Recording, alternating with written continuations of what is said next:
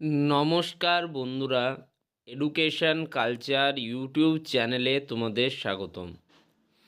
তো তোমরা যারা West Bengal state council of technical and vocational education and skill ডেভেলপমেন্টের আন্ডারে 2025-26 শিক্ষাবর্ষে ইঞ্জিনিয়ারিং এবং টেকনোলজি ডিপার্টমেন্টের আন্ডারে ফার্স্ট সেমিস্টারে অ্যাডমিশান নিতে চাইছো এবং তোমরা সেকেন্ড ইয়ার থার্ড সেমিস্টারে অ্যাডমিশান নিতে চাইছো, তো তোমাদের মনে এখন সবথেকে ইম্পর্টেন্ট একটা প্রশ্ন যেটা বারবার ঘুরে ফিরে আসছে যে দাদা আমাদের কি এই বছর জেক্সপো ভোকলেট এক্সাম হবে, না মাধ্যমিকে প্রাপ্ত মার্কসের ভিত্তিতেও এবছরও অ্যাডমিশান প্রক্রিয়া চলবে। তো দেখো, যদি আমি রিসেন্ট সময়ের কথা বলি, 2023-24 শিক্ষাবর্ষ এবং 2024-25 শিক্ষাবর্ষ, এই দুটো শিক্ষাবর্ষের মধ্যে কিন্তু কিছুটা ডিফারেন্স দেখা গিয়েছিল।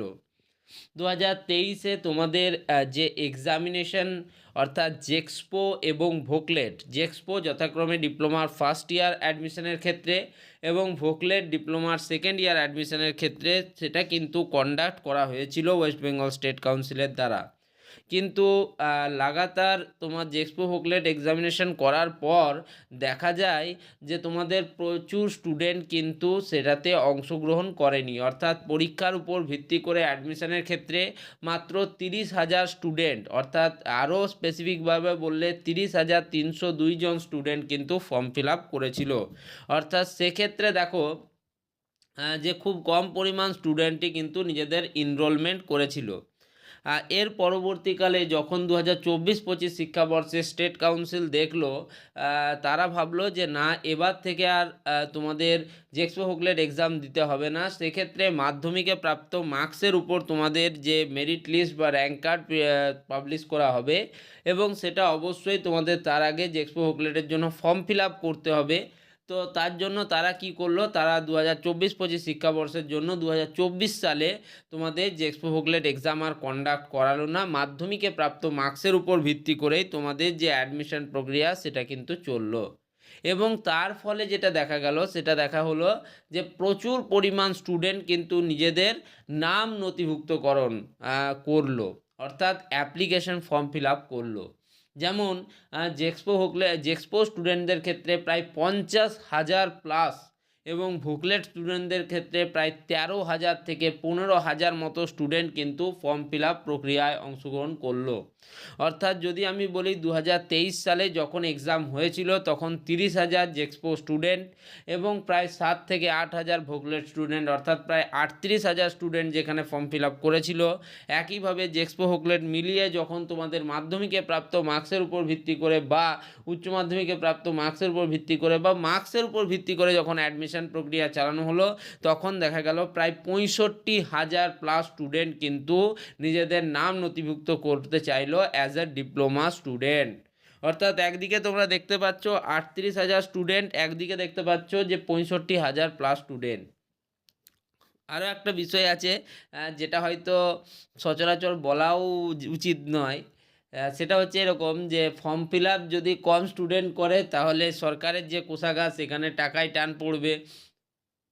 যদি বেশি স্টুডেন্ট ফর্ম ফিল আপ করে, প্রত্যেকটা স্টুডেন্টের কাছে 500 করে তোমরা হিসাব করেই নিতে পারো যে কি হচ্ছে ব্যাপারটা। যাই হোক, আমি সেটা নিয়ে বলছি না কথা।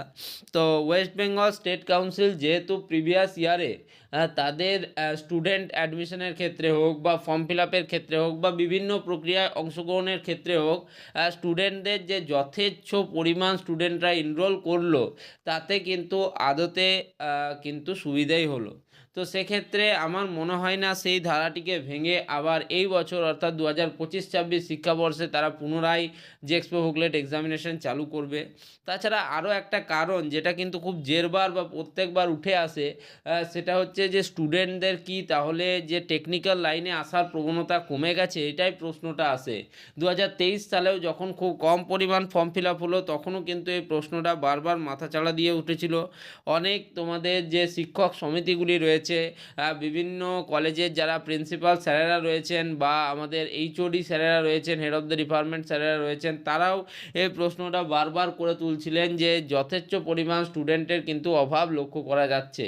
কিন্তু তোমাদের 2024-25 শিক্ষাবর্ষে যখন প্রচুর পরিমাণ স্টুডেন্ট এনরোলমেন্ট হলো, সেক্ষেত্রে তারাও মনে করলেন যে না, এবার থেকে এই প্রক্রিয়াটাই কার্যকর করা কিন্তু জনসাধারণের জন্য সুবিধাজনক হবে।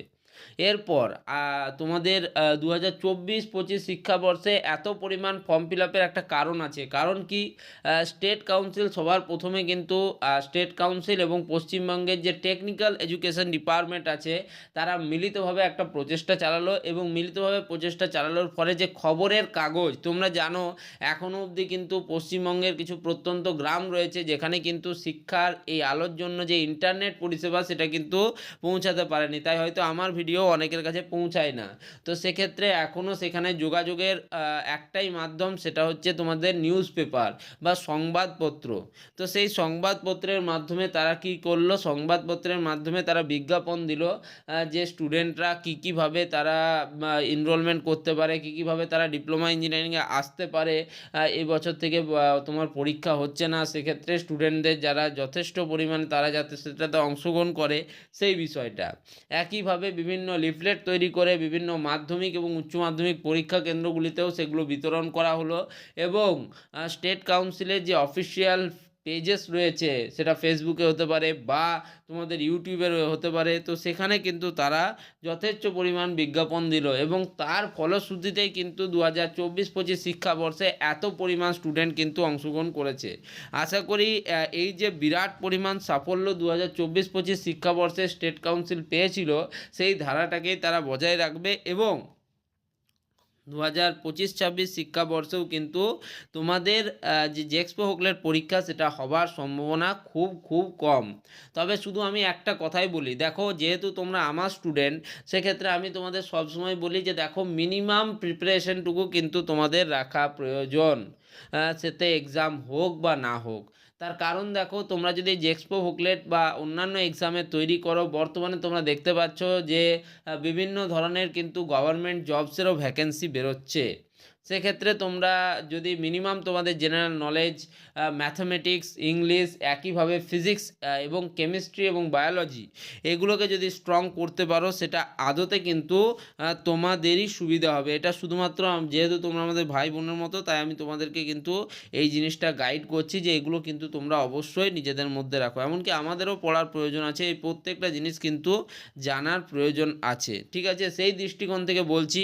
এবং দেখো যেহেতু তোমাদের সামনেই মাধ্যমিক পরীক্ষা রয়েছে এবং 2025-এর অ্যাপিয়ারিং ক্যান্ডিডেটরাও কিন্তু তোমরা জেক্সপো হোকলেটে বসবে, সেক্ষেত্রে তোমরা যদি মাধ্যমিকের প্রশ্নগুলোকেই ভালোভাবে সলভ করো, সেক্ষেত্রে আমার মনে হয় না তোমাদের জেক্সপো হোকলেট এক্সামের জন্য খুব বেশি প্রবলেম হবে না।